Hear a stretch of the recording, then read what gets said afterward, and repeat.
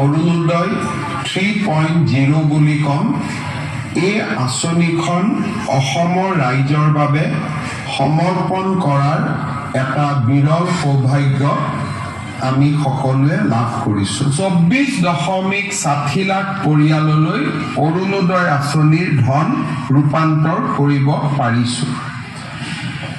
আমি যে আধাৰৰ লগত যদি আমি ইয়াক লিংক নকৰোঁ, তেতিয়াহ'লে এই ব্যক্তিজন অৰুণোদয় হিতাধিকাৰীজনৰ প্ৰত্যেকজনৰ বিপৰীতে আমাক যদি কোনোবাই ডাটা সোধে, হয়তো বিধানসভাত কেতিয়াবা আমি পৰিসংখ্যাও দিব নোৱাৰিম, কাৰণ কেতিয়াবা কোনোবাই ভুৱা নামতো বেংক একাউণ্ট সৃষ্টি কৰি অৰুণোদয় ধন লৈ থাকিব পাৰে। অৰুণোদয় 3ৰ উদ্দেশ্য হ'ল অৰুণোদয় 1 আৰু অৰুণোদয় 2 আমি যিসকল হিতাধিকাৰীক দিছিলোঁ আৰু নতুনকৈ যি প্ৰত্যেক সমষ্টিতে কম বেছি পৰিমাণে 10,000 হিতাধিকাৰী আমি নতুনকৈ দিম, এই গোটেইখিনি আধাৰৰ লগত লিংকেজ কৰা। এতিয়া মানুহে ক'ব যে আমি আধাৰৰ আকৌ কোনোবা লাইনত যাব লাগিব নেকি, আধাৰ বিচাৰিব লাগিব নেকি? আমি ৰাইজক সেই কষ্টটো দিব খোজা নাই, কাৰণ আজিৰ দিনত অসমত যি পৰিয়ালৰে ৰেচন কাৰ্ড আছে, তেওঁলোকে আধাৰ অলৰেডি ৰেচন কাৰ্ডখন আধাৰৰ লগত সংযোজিত কৰি থৈ দিছে। 2 বছৰ আগতেই আমি সেই কাম সমাপন কৰিছিলোঁ। আজিকালি কোনেও ৰেচন কাৰ্ড নাপায় যদিহে আধাৰ নাথাকে। আধাৰৰ লগত লিংকেজ হয় আৰু ই-পজ বুলি মেচিনটোত চিনমোহৰ মাৰিলেহে ৰেচন কাৰ্ড পাব পাৰে। আৰু সেইকাৰণে আমি এইবাৰ অৰুণোদয় 3 আঁচনিটো ৰেচন কাৰ্ডৰ লগত আমি জড়িত কৰিব খুজিছোঁ। অৰ্থাৎ ৰেচন কাৰ্ডৰ নম্বৰ থাকিলেহে অৰুণোদয় পাব। কোনোবাই ক'ব পাৰে যে বাবা মোৰ ৰেচন কাৰ্ড নাই, সেইকাৰণে আজি আমি 19 লাখ লোকক নতুনকৈ ৰেচন কাৰ্ড দিয়াৰ আঁচনিখনো আৰম্ভ কৰিছোঁ। অৰ্থাৎ আজিৰ দিনটোত আমি ৰাজ্যজুৰি 19 লাখ পৰিয়ালক 19,92,167 জন ব্যক্তিক পৰিয়াল বুলি হিচাপ কৰিলে 4 দি হৰণ কৰিব লাগিব, 5 দি হৰণ কৰিব লাগিব, কিন্তু প্ৰায় 20 লাখ ব্যক্তিক আজি আমি ৰেচন কাৰ্ড দিয়াৰো কাম হাতত ল'ম। আৰু এই ৰেচন কাৰ্ডখিনি দিয়াৰ পিছত অসমত ৰেচন কাৰ্ড পোৱা ব্যক্তিৰ সংখ্যাও প্ৰায় 2,60,00,000লৈ বৃদ্ধি হ'ব। তাৰমানে ৰেচন কাৰ্ড নোহোৱা পৰিয়াল এতিয়া অসমত দুখীয়া পৰিয়াল খুব কমেই থাকিব। যিসকলে অৰুণোদয়ত আবেদন কৰিব কিন্তু মোৰ ৰেচন কাৰ্ড নাই, তেওঁলোকে প্ৰথমতে ৰেচন কাৰ্ডখন ল'ব। ৰেচন কাৰ্ডখন লোৱাৰ পিছতহে অৰুণোদয় ল'ব, কাৰণ অৰুণোদয় ল'বৰ কাৰণে ৰেচন কাৰ্ড লাগিবই। সেইকাৰণে আজি আমি অকল অৰুণোদয় 3.0 আৰম্ভ কৰা নাই, 20 লাখ লোকক ৰেচন কাৰ্ড দিয়াৰ আঁচনিও আজি আমি সমান্তৰালভাৱে আমি আৰম্ভ কৰিছোঁ। এতিয়া অৰুণোদয় 3 আমি কেনেকৈ গঠন কৰিব খুজিছোঁ। অৰুণোদয় 1 আৰু 2 যোনে হিতাধিকাৰী আছিল, তেওঁলোকে অৰুণোদয় 3ৰ বাবে নতুনকৈ আবেদন কৰিব লাগিব। আমি জিলাক কৈছোঁ যে 1 আৰু 2 পাই থকা হিতাধিকাৰী 3টো ল'ব, কিন্তু যদি ৰেচন কাৰ্ডখন নাই নাপাব। যদি পৰিয়ালত চাকৰি, অৰুণোদয় 3টো পাবৰ কাৰণে আমি কি কৰিব লাগিব? মই প্ৰথমতে কৈছিলোঁ যে 10,000 কৰি আমি এটা সমষ্টিত অৰুণোদয় নতুন হিতাধিকাৰী দিম আৰু পুৰণা হিতাধিকাৰীখিনিও সংখ্যাটো থাকি যাব। তাৰ মানে এতিয়া আমাৰ গোটেইখিনি যদি আমি হিচাপ কৰোঁ, পুৰণা আৰু নতুন, টোটেল 37,20,000 পৰিয়ালে অৰুণোদয় আঁচনি লাভ কৰিব। অৰুণোদয় 3.0 নতুন আৰু পুৰণা মিলি। আৰু ইয়াক যদি আমি 126 দি হৰণ কৰোঁ, কম বেছি পৰিমাণে 30,000 পৰিয়ালে প্ৰতি সমষ্টিতে অৰুণোদয় লাভ কৰিব। ইয়াৰ কাৰণে আমাৰ মানদণ্ড কি হ'ব? সকলোৱে আবেদন কৰিব। আমি কাক অৰুণোদয় দিম? প্ৰথম, অৰুণোদয় পাবৰ কাৰণে মোৰ এখন ৰেচন কাৰ্ড থাকিব লাগিব। যাৰ ৰেচন কাৰ্ড নাই সি ৰেচন কাৰ্ড বনাই ল'ব, কিন্তু ৰেচন কাৰ্ড থাকিবই লাগিব, যাতে লাহে লাহে আমি ৰেচন কাৰ্ডৰ লগত অৰুণোদয় আমি সামঞ্জস্য ৰাখিব পাৰোঁ। বিধানসভাটো প্ৰশ্ন কৰিলে আমি তেওঁৰ ডিটেইলছ দিব পাৰোঁ, কাৰণ ৰেচন কাৰ্ডত দেউতাক, মাক, এড্ৰেছ আৰু আধাৰৰ লগত ৰেচন কাৰ্ডখন জড়িত হৈ আছে।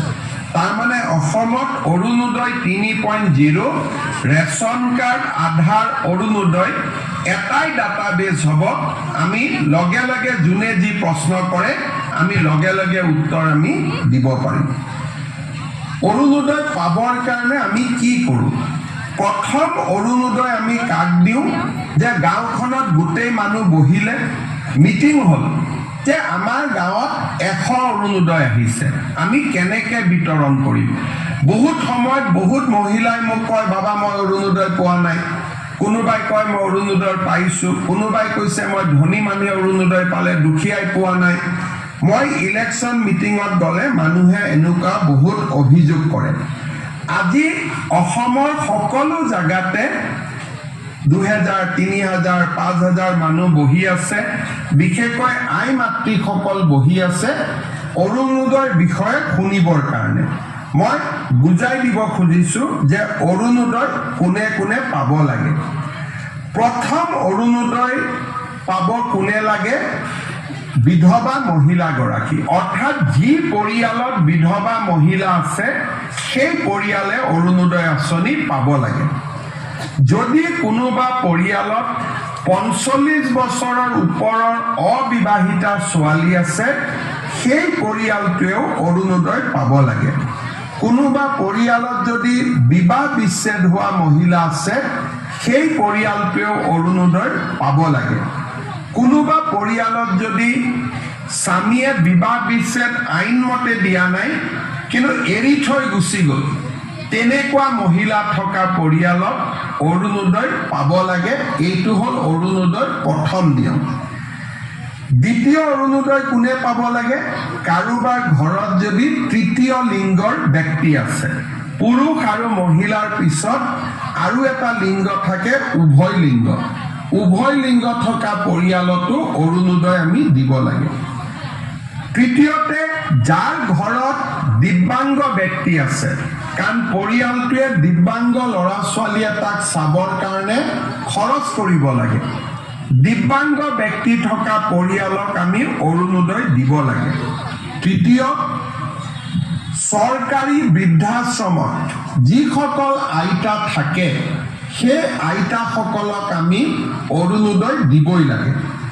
তৃতীয়তে, যাৰ ঘৰত এইডছৰ বেমাৰী আছে, থেলাছেমিয়া আছে, হিম'ফেলিয়া আছে, চেৰিবেল পালচি আছে, কুষ্ঠ ৰোগ আছে, অটিজিম আছে, এওঁলোকৰ পৰিয়ালতো আমি অৰুণোদয় দিব লাগে। কোনোবা মহিলা যদি ভিক্ষা কৰি জীৱন নিৰ্বাহ কৰে, তেওঁলোককো ডিচি সকলে বিচাৰি উলিয়াই অৰুণোদয় দিব লাগে। আৰু এইখিনি মহিলাক অৰুণোদয় দিয়াৰ পিছত যিখিনি বাকী থাকে সেইখিনি, যাৰ বাৰ্ষিক উপাৰ্জন 2 লাখ টকাতকৈ কম, তেওঁলোকে অৰুণোদয় আঁচনি পাব পাৰিব। অৰ্থাৎ প্ৰথমতে বিধৱা, ডাইভোৰ্চ মহিলা, দিব্যাংগ ব্যক্তি থকা পৰিয়াল আৰু বেমাৰী ব্যক্তি থকা পৰিয়াল, HIV, থেলাছেমিয়া, হিম'ফেলিয়া আৰু ভিক্ষা কৰি খোৱা আই মাতৃসকলক আগত অৰুণোদয় দি যিখিনি বাছি ৰ'ব সেইখিনি আমি দুখীয়া পৰিয়ালক অৰুণোদয় দিম 2 লাখ টকাতকৈ যাৰ আৰ্থিক উপাৰ্জন কম কাৰ্ড পাব। কিন্তু অৰুণোদয় 2 লাখ টকা বাৰ্ষিক উপাৰ্জন হলে অৰুণোদয় পাব তাতকৈ বেছি টকা উপাৰ্জন কৰা পৰিয়ালে অৰুণোদয় নাপায় ৰেচন কাৰ্ডৰ ক্ষেত্ৰতো আমি এটা আবদ্ধ হ'ব এতিয়া অৰুণোদয় কোনে কোনে নাপাব এই বিষয়ে আমি জনাটো উচিত আমাৰ মন্ত্ৰী বিধায়ক প্ৰাক্তন মন্ত্ৰী প্ৰাক্তন বিধায়ক এওঁলোকৰ পৰিয়ালে অৰুণোদয় নাপায় পঞ্চায়তী ৰাজৰ বৰ্তমানৰ সদস্য বা কোনোবাই যদি মেম্বাৰ অহা ইলেকশ্যনত জিকে বা প্ৰেচিডেণ্ট ছেক্ৰেটাৰী জিকে তেওঁলোকে নিজৰ নাম অৰুণোদয়ৰ পৰা বাদ দিব লাগিব আজিৰ দিনত পঞ্চায়ত নাই সকলোৱে ল'ব পাৰিব কিন্তু যদি তেওঁলোকে ভৱিষ্যতে পঞ্চায়তত মেম্বাৰ সদস্য প্ৰেচিডেণ্ট হয় অৰুণোদয় আজি ল'লেও তেতিয়া তেওঁলোকে অৰুণোদয়টোৰ পৰা নিজৰ নাম গুচাব লাগিব যিসকলে মেম্বাৰ প্ৰেচিডেণ্ট হ'ম বুলি ভাবি থৈছে তেওঁলোকে পইণ্টটো মনত ৰাখিব চৰকাৰী চাকৰিয়াল পেছাদাৰী ব্যক্তি শিক্ষক পেঞ্চনাৰ আন কোনেও অৰুণোদয় নাপাব আনকি অংগনবাদী কৰ্মী আশা ৱৰ্কাৰেও অংগনবাদী আমাৰ অৰুণোদয় নাপাব তেওঁলোকৰ কাৰণে আমি বেলেগকৈ চিন্তা চৰ্চা কৰি আছো কিন্তু অৰুণোদয় আঁচনি চৰকাৰৰ পৰা উপাৰ্জন কৰা ব্যক্তিয়ে লাগিলে এটকা উপাৰ্জন কৰক লাগিলে 1 লাখ টকা উপাৰ্জন কৰক তেওঁলোকে অৰুণোদয় নাপাব এইটো হ'ল অৰুণোদয় নিয়ম ঠিকাদাৰে অৰুণোদয় নাপাব আৰু অৰুণোদয় আমাৰ যাৰ ঘৰত 4 চকীয়া বাহন আছে 15 বিঘাতকৈ বেছি মাটি আছে এই ধৰণৰ কেইবাটাও নিয়ম কৰা আছে যোনে অৰুণোদয় আঁচনি নাপাব অৰ্থাৎ আমাৰ লক্ষ্য হ'ল যাতে গাঁৱৰ আৰু চহৰৰ আটাইতকৈ দুখীয়া দৰিদ্ৰ মানুহখিনিহে পৰিয়ালখিনিহে অৰুণোদয় আঁচনি পাব পাৰে